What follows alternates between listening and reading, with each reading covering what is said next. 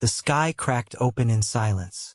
No thunder, no wind, just a ripple, like glass flexing under pressure above the sleepy Oregon countryside. Orion Barnes didn't notice it at first. He was too busy trying to coax his cat, Pudding, into her carrier. The orange tabby was having none of it. "Pudding, you've got a vet appointment, not a firing squad?" Orion muttered, one hand holding the edge of the carrier, the other trying to nudge her inside with a plush banana toy. She hissed, slapped the toy with her paw, and darted behind the couch. Unbelievable. He stood up, stretched his back, and walked to the window to gather patience. That was when he saw the sky ripple again. This time it wasn't subtle. The clouds parted like oil in water, revealing a strange bulbous shape descending in slow, deliberate motion. What the? The object ship landed silently in the open field behind his neighbor's barn. His hull shimmered like wet stone. No lights, no sound, just presence. Pudding padded over, tail twitching, and leapt onto the windowsill. She let out a single chirp, then sat calm as ever. Orion grabbed his phone. No signal. Minutes passed. The ship remained still. Then, with a sharp hiss of air, a ramp extended from its underbelly. A figure emerged, tall, pale blue skin, elongated limbs, and eyes like polished obsidian. It moved with the grace of a ballerina and the focus of a military officer. Orion stared. The alien stopped 20 feet from the house, raised a device to its face, and emitted a series of garbled tones. A second figure appeared behind it, then a third, all similar though slightly different in build. One notably shorter with what looked like a swiveling antenna on its back. Pudding. "We might be in a first contact situation," Orion whispered. She yawned. The first alien stepped forward again. This time, its voice came through a small box strapped to its torso. "Identify dominant life form." Orion blinked. I'm Orion Barnes. I live here." "Incorrect," the alien said. "Dominant life form detected inside structure." Orion frowned. "You mean me?" The alien scanned again. "Negative. Thermal signature. Small, quadruped, elevated radiation pattern. Behavioral irregularities. Risk level, unknown. Quarantine protocol initiated." It turned its head toward the house. The second alien stepped forward, carrying a sleek cube. It set it down. The cube unfolded in a flash, forming a transparent containment chamber right in the middle of Orion's living room. "Wait, what are you doing?" The third alien strode past him, scanning with a wand-like device. It beeped as it passed over Pudding. "High anomaly index," it said. Pudding meowed, then flicked her tail and walked into the containment chamber on her own as if it were a box from Amazon. She curled up and started purring. "Containment successful," the first alien said. "Are you serious?" Orion asked. "That's my cat. Her name is Pudding. She's not a threat. She's a loaf with legs." "Behavioral deception is common in high-threat entities," the alien replied. "Observation unit will remain on premises. Host is authorized for minimal interaction, under surveillance." Orion's jaw dropped. "You're quarantining my cat?" The short alien nodded. "Correct. Creature exhibits properties suggesting latent planetary influence. Possible command capabilities. Potential for emotional manipulation." Orion looked at Pudding, who was now licking her paw inside the chamber. "She just peed on my carpet 2 days ago. I don't think she's manipulating anyone." The lead alien turned to the others. "Prepare for containment reinforcement. Begin behavioral analysis." Orion backed away, rubbing his temples. "I need coffee." 2 hours later, Orion sat at his kitchen table, sipping from a chipped mug, watching 3 aliens take notes on Pudding's napping habits. One held a floating orb that hovered above the chamber, scanning every twitch of her tail. Another was measuring the frequency of her purring. The third was trying to tempt her with various holographic objects, none of which impressed her. She prefers string, Orion said. The lead alien turned. Explain. You know, string. Like a shoelace. Just drag it around. Instant chaos. Noted. The short alien retrieved a yellow cord from its pack and dangled it through a small opening in the chamber. Pudding perked up immediately, eyes narrowing. Then she lunged, wrapping her paws around the string. Engagement confirmed, the alien said. Subject responds to primitive stimuli. Possibility of feigned innocence remains high. You're reading way too much into this, Orion muttered. That night, Orion tried to sleep. The ship had retracted its ramp, but the aliens remained. 2 of them set up monitoring stations in his living room. The third floated in and out, murmuring in their native language. Occasionally, Pudding would yawn, stretch, and go back to sleep. At one point, she pressed her paw against the transparent wall and fell asleep like that. One alien gasped and wrote furiously. At sunrise, things escalated. A 4th alien arrived. Bulkier, armor-plated, carrying a long device that looked suspiciously like a weapon. Pudding didn't move as it entered. The others greeted it with reverence. Commander Hisk, the lead alien, said. The subject is contained. Observations ongoing. Host has not interfered. Good, the commander replied. Begin phase 2. Orion leaned on the doorframe, arms crossed. Which is? Stimulation testing, Hisk said. Okay, now hang on, Orion said, stepping forward. She's a cat, not a bomb. You can't just zap her with stuff. No harm will come to the entity. We will merely observe reactions to external stimuli. What kind of stimuli? The lights in the containment chamber dimmed. A low-frequency hum began to vibrate through the floor. Pudding's ears twitched. She sat up lazily, blinking. The first test, sonic disruption.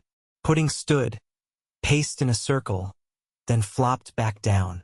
Minimal reaction, one alien said. Second test, gravitational flux. A low whirring began. The floor of the chamber tilted slightly. Pudding slid an inch, adjusted her position, and continued napping. Unfazed. Third test, cognitive challenge. A hologram of a mouse appeared, darting around the chamber. Pudding opened one eye, watched it, then rolled over, showing her belly. Possible display of dominance, the short alien murmured.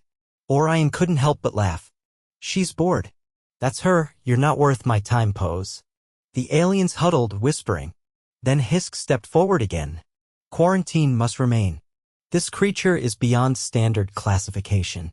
It is either supremely confident or catastrophically indifferent. She's a cat, Orion repeated. That's just how she operates. Then we must evaluate the host, Hisk said, to determine whether this behavior is learned. Orion blinked. Wait, what? The aliens turned toward him. Subject has bonded with host.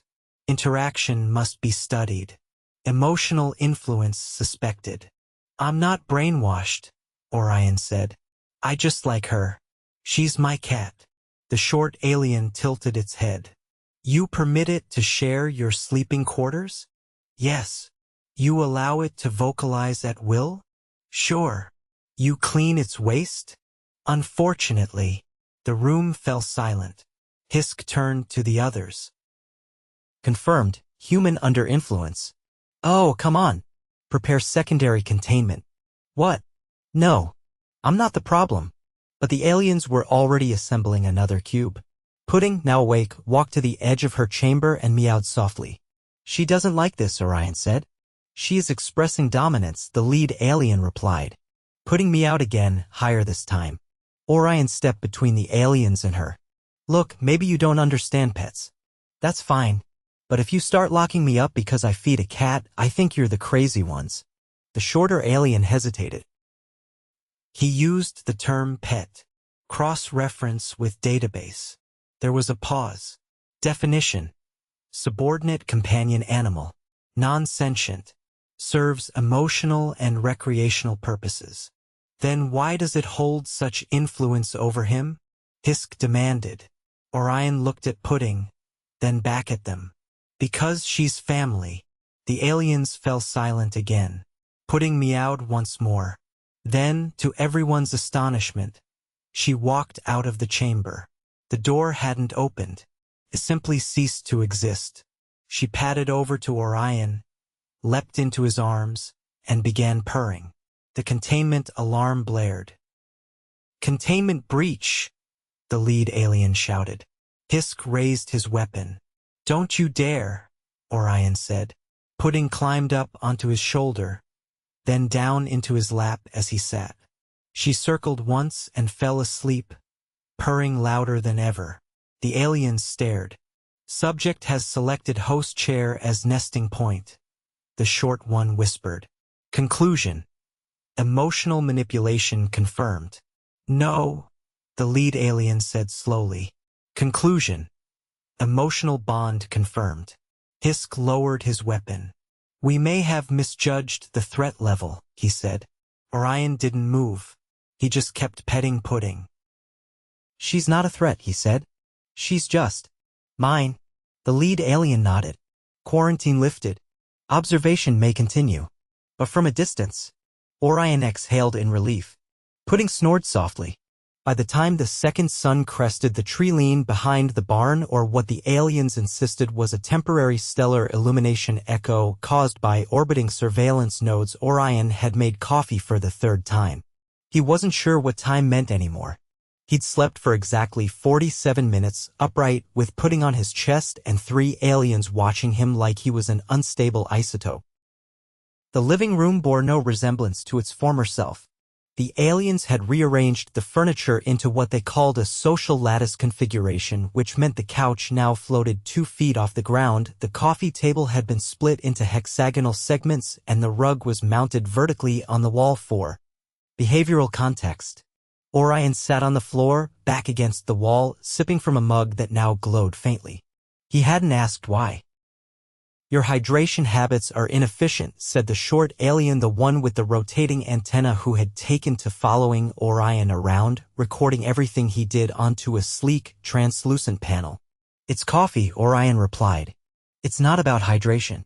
It's about survival." The alien blinked one eye at a time.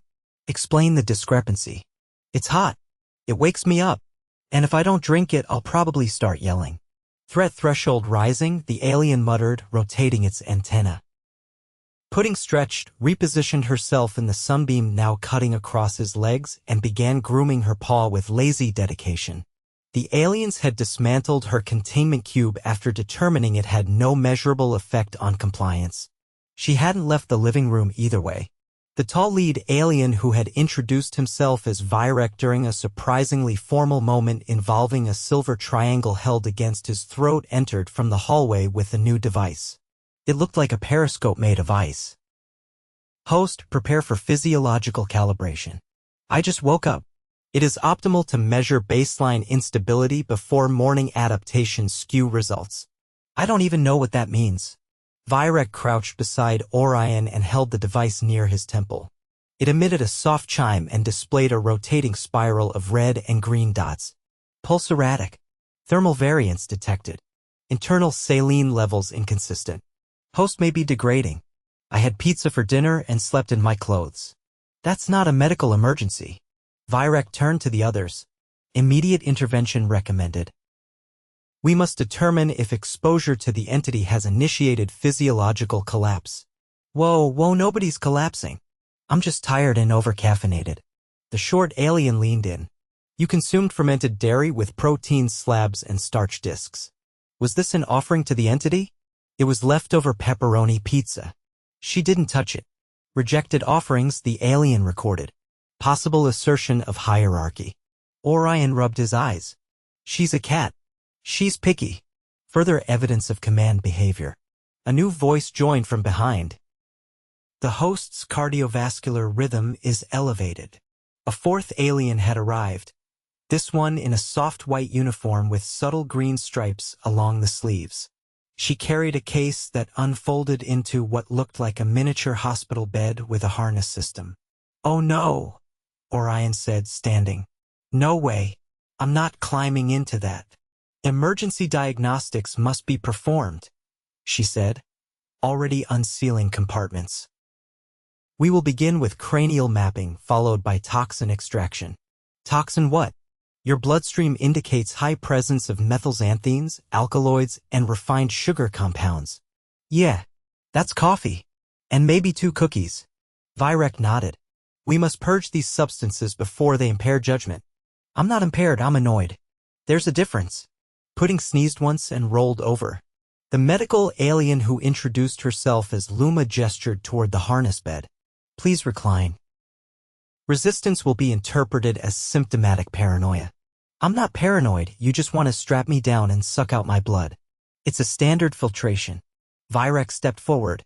"Host, if you are indeed unaffected by the entity, you should have nothing to fear from a full scan." Orion looked at the 4 of them, then down at Pudding. She blinked at him, then flicked her tail once. "Fine. But if you shave anything, I'm calling a lawyer." "We were not aware humans required legal representatives during medical procedures," Luma said, adjusting the harness to fit his frame. "Honestly, I don't either. It just felt like the right thing to say." The skin began with a misting spray that smelled faintly of wintergreen and static electricity. Orion's arms and legs were immobilized, not uncomfortably, but enough to remind him this wasn't voluntary anymore. A long, humming rod passed over his chest. A series of lights blinked. Virek frowned at the readings. Multiple anomalies detected. Elevated cortisol. Neural dissonance in the prefrontal cortex. Intestinal fermentation levels abnormal. "I had beans yesterday." Unnecessary detail. Luma adjusted a dial. "We are detecting signs of long-term exposure to erratic environmental variables. I live in Oregon." Further unnecessary detail. The machine beeped again, and the display showed a wireframe version of Orion's body, highlighting various regions in shades of yellow and blue. "Host exhibits signs of chronic adaptation to high-stress conditions. Possible explanation for resilience. This is just what being an adult feels like." Virek turned to the others. "Human physiology may be inherently unstable, yet he remains functional. Suggests evolutionary advantage," Luma added. "Perhaps the entity has bonded with a specimen of unique biological tolerance." "I'm not unique," Orion said. "There are millions of people as stressed and sleep-deprived as me." The short alien tapped its panel. "We must acquire additional humans for comparative analysis. Don't you dare abduct my neighbors. We will be discreet." "Discreet like the invisible mothership parked behind Jim's barn?" Pudding stood, stretched, and walked across the room toward the open window. She jumped onto the sill and sat, tail curled neatly around her paws. "Observation continues," Virek said. "Note the entity's awareness of external surveillance. She likes the breeze." She positioned herself to monitor approach vectors, the short alien said. "Possible tactical awareness. You're assigning military strategy to a cat sitting in a window." Luma stepped back, folding her diagnostic gear. "Host is not in immediate danger. We will postpone filtration for now." "Thank you. I'd love to not have my blood replaced today." The harness released him. Orion stood, knees popping. He walked to the kitchen and poured what was left of his coffee into the sink. It fizzed faintly as it mixed with the alien residue clinging to the mug.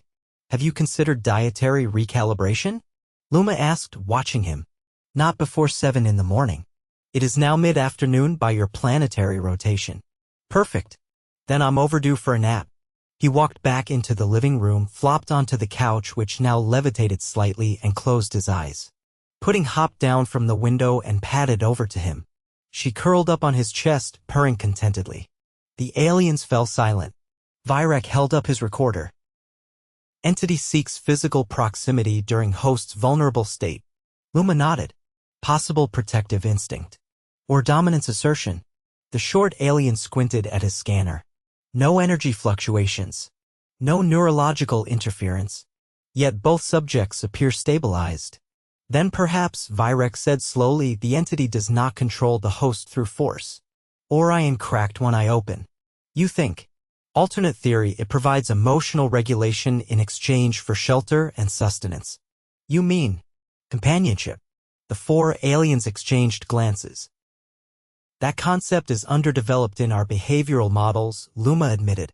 Maybe you should try it, Orion said, closing his eyes again. Start with something simple, like not scanning people in their sleep.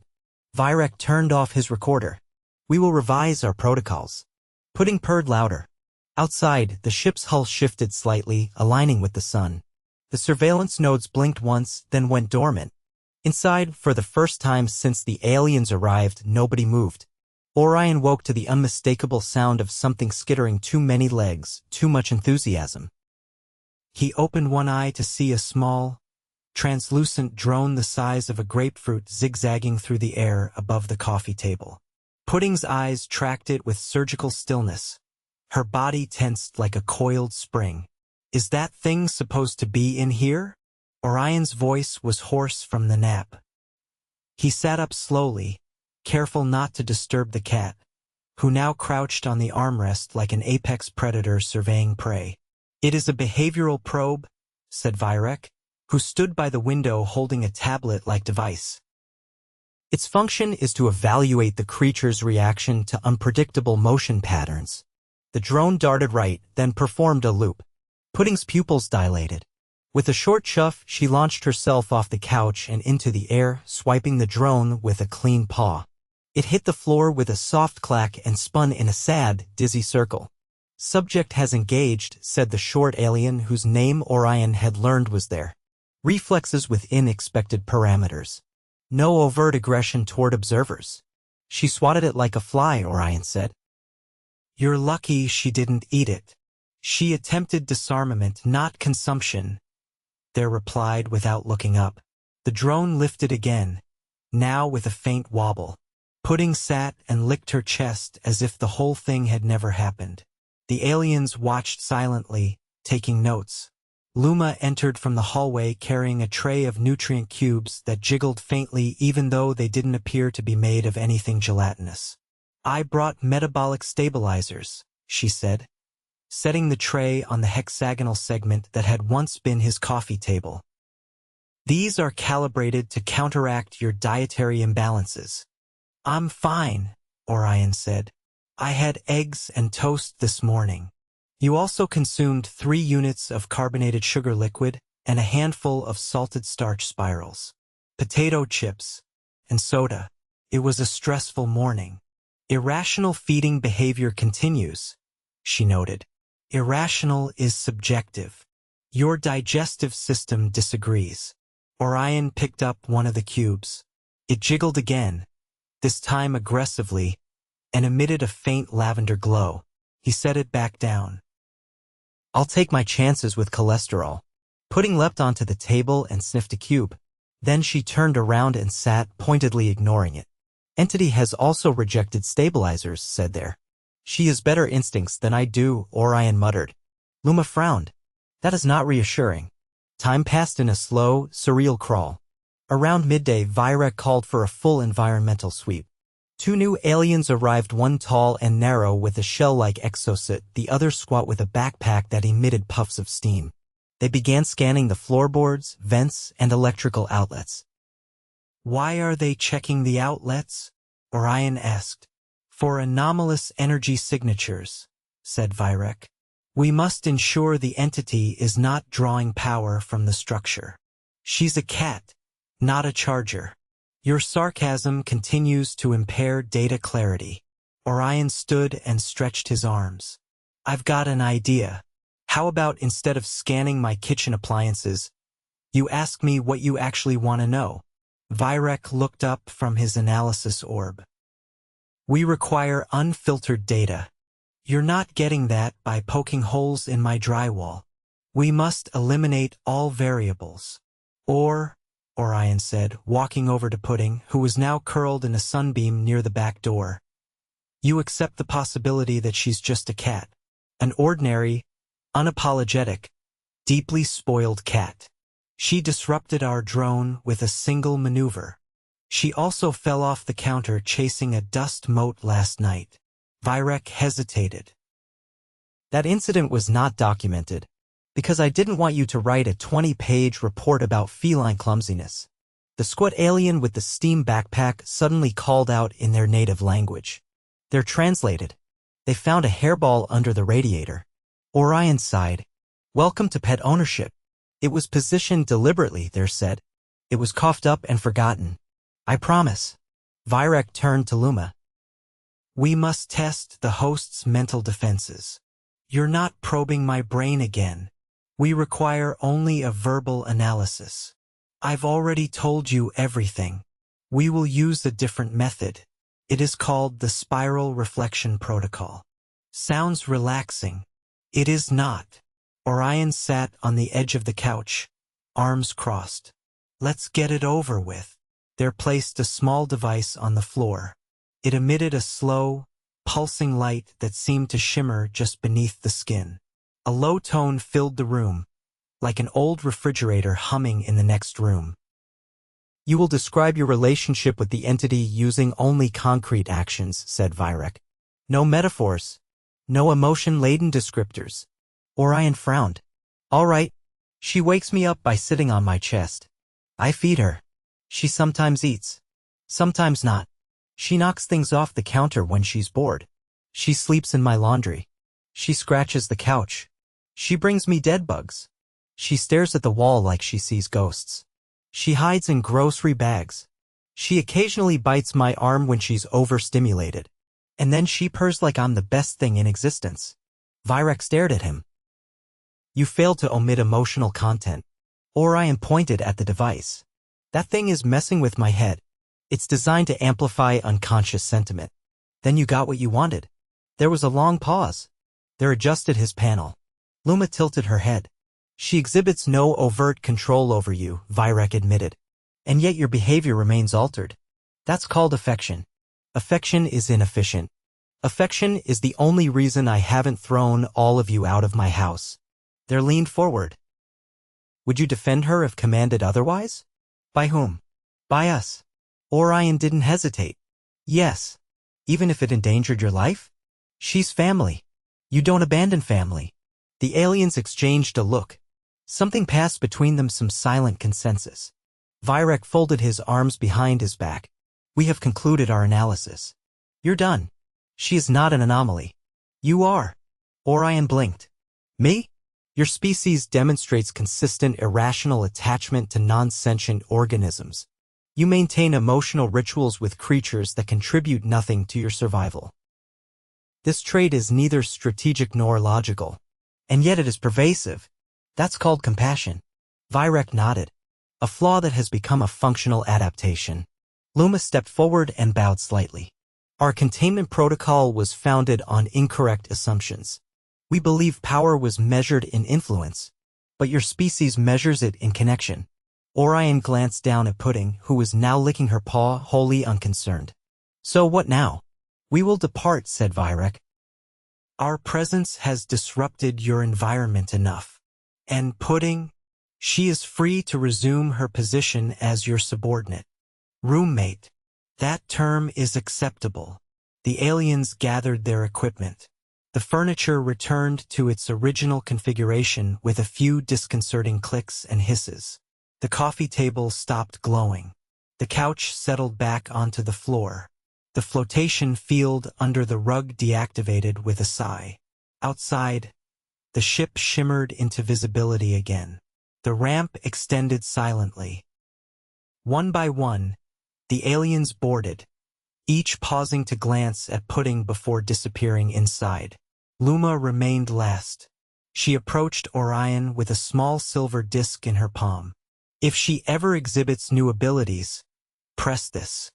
She won't. Still, just in case. Orion took it. It was warm. Luma gave a small nod, then turned and climbed the ramp. The ship rose without sound, folding back into the sky like a shadow melting in sunlight. Orion stood in the doorway for a while, watching the clouds. Then he looked down. Pudding was rolling in a sunbeam, her belly exposed to the world like she owned it. He stepped over her and walked into the kitchen. "Want lunch?" she chirped. He opened a can. She sauntered over. As she ate, Orion sat across from her, resting his chin in his palm. "You terrified a spaceship full of hyperlogical aliens just by existing." She paused to burp, then resumed eating. He smiled. "That's my girl.